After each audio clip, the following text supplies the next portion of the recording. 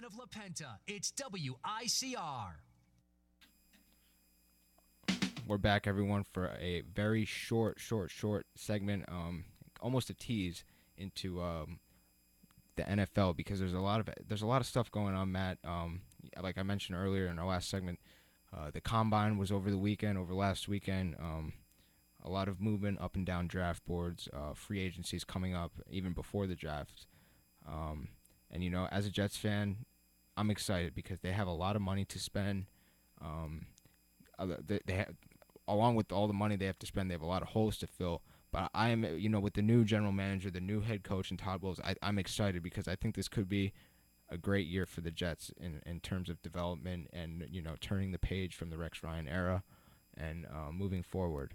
Definitely an important one, especially with the new GM and manager and coach involved now. So you're really going to have to make a lot of decisions going forward. And we were just talking about before. Are you sticking with Geno Smith as your quarterback? Are you trying to draft one? There's potential that Jay Cutler might get cut. So do you go after him? What do you do in the quarterback position if you're running the Jets? It's tough. I personally, with that 6th pick, I don't think Winston's going to be there. No. Mariota might. But I think if you're the Jets, you got to trade that pick. If Mariota's on the board, Philadelphia, it's already been rumored they're coming to the Jets' doorstep with this year's 1st and 2nd round pick and next year's 1st and 2nd round pick. I am pulling the trigger on that before it's even. If I'm Mike McCagnon, I'm hugging and kissing Chip Kelly for that deal. He can take Mariota.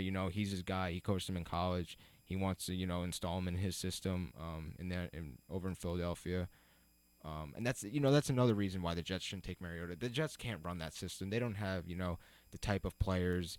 The Jets have like one offensive weapon in Percy Harvin, and we don't even know if he's going to be on the team, because if the Jets don't pay him the $10 million and they cut him, if the Jets cut him, they don't have to pay him the $10 million, and they don't have to give Seattle a 4th round pick. They would only have to give him a 6th round pick. If they pay him the $10 million, they'll keep him, but they'll have to give up the 4th round pick. And I think it's a little bit too much for a guy like Percy Harvin, who's been injury prone. He's missed a lot of time last year. He missed a couple weeks this past season with the ankle. A lot of questions, but that's another reason why I would trade that pick. The Jets need weapons. They need help on the offensive line. They need another wide receiver to put next to Eric Decker. And I think if you're going to keep Geno, don't hand him the keys to the car and say, go drive it. You got to bring in another guy and start another competition, which I know Jets fans are sick of hearing about quarterback competitions, but it's become the annual trend, quarterback competition in Jets camp. But I think that's the way you got to go. I think you could bring in a veteran, I don't know, maybe Ryan Fitzpatrick, who played under Chan Gailey, the Jets' new offensive coordinator. Trying to think of another veteran. Maybe I know they brought in Josh McCown a couple of weeks ago, who I think is awful, but hey, I think you got to just wait. If you're going to take a quarterback, make sure he's the guy, and I don't think Mariota's the guy.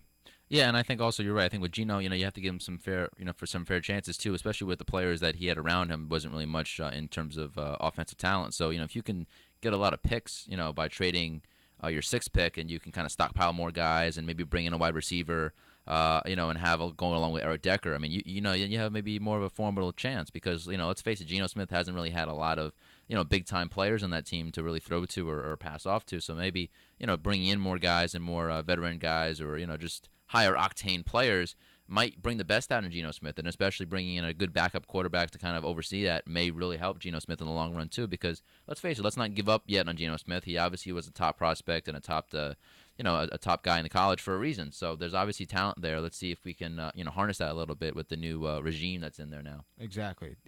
The bottom line is that the Jets need to do the opposite of what they did with Mark Sanchez. Sanchez had the 2 great years, his first couple of years with Rex, and then after that the team fell apart.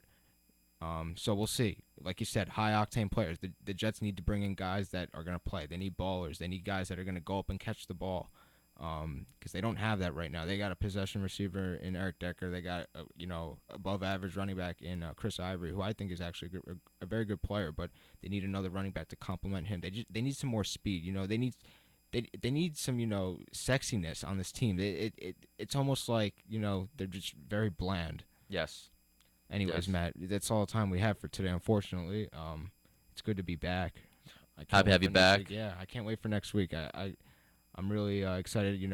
Hopefully we'll have this our podcast starting up in a little bit. Yes, look for that on YouTube as well. yes. Should have our podcast starting very soon. All right, Matt. Let's wrap it up. Thanks everyone for listening, and we will be back next week. Have a great week.